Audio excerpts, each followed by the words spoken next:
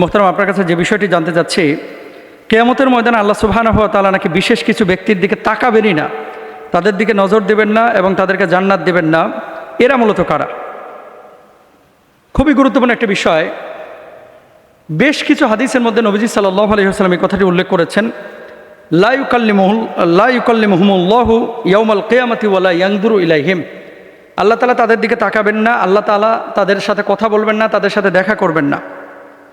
এরকম কয় শ্রেণীর মানুষ রয়েছে? এক হাদিসের মধ্যে নবীজি বলছেন 3 শ্রেণীর। তারা কারা? আহা, কত বড় মারাত্মক কথা!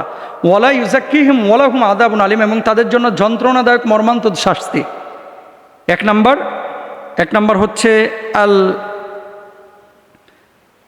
মুসবিলু ইজারা, এই যে টাকনোর নিচে যারা কাপড় পরে, অহংকার করে যারা বড় বড় জামা কাপড় পরে এবং টাকনোর নিচে এগুলো ঝুলিয়ে মাটি হেঁচড়ে যারা চলে, এটাকে বলা হয় আল মুসবিলু ইজারা। এরা জান্নাতের গন্ধ পাবে না, আল্লাহ এদের দিকে তাকাবেন না, এরা জাহান্নামে যাবে। 2 নাম্বার ওয়াল মান্নান, দান করে যারা খোটা দেয়। ঠিক আছে, উপকার করে, দেখবেন কিছু মানুষ উপকার করার পরে বলে, দূর বেটা, আমি যদি তোর এই উপকারটা না করতাম তুই দাঁড়াইতে পারতি আজকে। এরকম কিন্তু অনেক কথা এরকম বলে, আমি যদি তোর চাকরিটা না নিয়ে দিতাম বেটা, তুই আজকে ভিক্ষা করে খাইতি। ভাই, আপনি চাকরি দেওয়ার মালিক না, আপনি মূলত তাকে দাঁড় করানোর মালিক না। আপনি তাকে সাহায্য করেছেন, এই সাহায্যটা আপনার মাধ্যমে আল্লাহ তাআলা করাইছেন। এর মানে এই না যে আপনি তারা দাঁড় করাই দিচ্ছেন, আপনি তারা উঠাই দিচ্ছেন, না, এটা সম্ভব না। উঠিয়েছেন কে? উঠিয়েছেন হচ্ছে আল্লাহ সুবহানাহু ওয়া তাআলা। এখন আল্লাহ তাআলা আপনার মাধ্যমে উঠিয়েছেন, এটা হচ্ছে মূল কথা। আল্লাহ তাআলা আপনার মাধ্যমে উঠিয়েছেন। এখন আপনি এই খোটা যদি দেন, তাহলে আপনি কোনো প্রতিদান পাবেন না এবং আল্লাহ তাআলা আপনার প্রতি নারাজ হবেন। এজন্য দান করে যারা খোটা দেয়, আল্লাহ এদের দিকে তাকাবেন না, আল্লাহ এদের দিকে নজর দেবেন না। 3 নাম্বার ওয়াল মুনাফিকু সিলাতু বিল হালিফিল কাযিব, মিথ্যা কসম করে ব্যবসা যারা করে, মিথ্যা কসম। অনেক মানুষ আছে যারা, আপনি প্রোডাক্ট কিনতে গিয়েছেন, ভাই গোস্তটা ভালো হবে, আল্লাহর কসম ভাই এর চাইতে ভালো গোস্ত বাজারে পাবেন না, আল্লাহর কসম ভাই এই মুরগিটা সেরা মুরগি।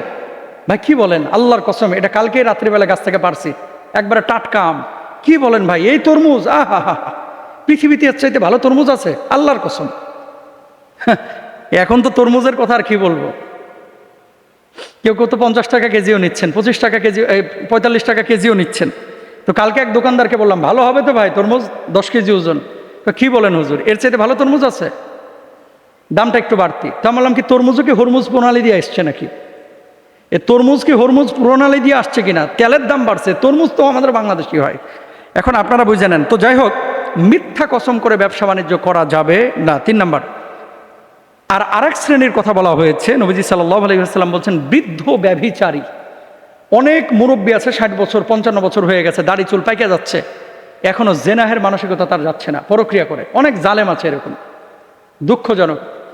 এই যে বিশেষ করে ওই মানে বৃদ্ধ ব্যভিচারিণী, এদের দিকে আল্লাহ তাআলা তাকাবেন না। আরেকটা হাদিসের মধ্যে আছে আরো 3 শ্রেণীর মানুষের কথা। মুদমিনুল খমর, যারা মদ পান করে। এরপরে বলা হয়েছে আল আকু, বাপমার অবাধ্য সন্তান। এরপরে বলা হয়েছে আদ-দাইয়ুস, নিজে পর্দা করে, নিজে নামাজ কালাম পড়ে, কিন্তু ছেলে মেয়েদের ব্যাপারে বেখেয়াল। ছেলে মেয়ে নামাজ পড়লো কিনা, ছেলে মেয়ে দিন ফলো করছে কিনা, তারা দিন অনুযায়ী জীবনযাপন করছে কিনা, এই সমস্ত ব্যাপারে একেবারে বেখেয়াল।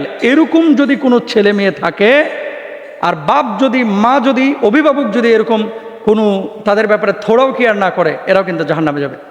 এজন্য আমার কলিজার টুকরা ভাই এবং বোনদেরকে বলবো, দেখেন, দুনিয়াটা ক্ষণস্থায়ী, পৃথিবীটা ক্ষণস্থায়ী। এই ক্ষণস্থায়ী পৃথিবীর জন্য এত মানে বেপরোয়া হয়েন না।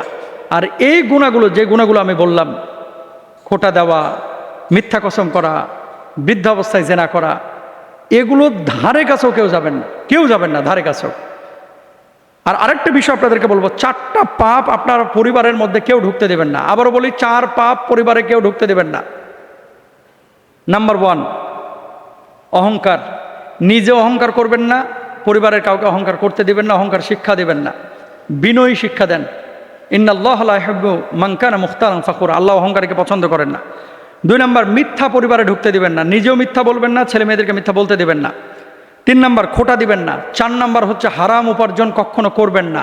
হারাম খাইছেন, পারিবারিক শান্তি শেষ। আল্লাহ তাআলা আমাদের সবাইকে বোঝার তৌফিক দান করুন।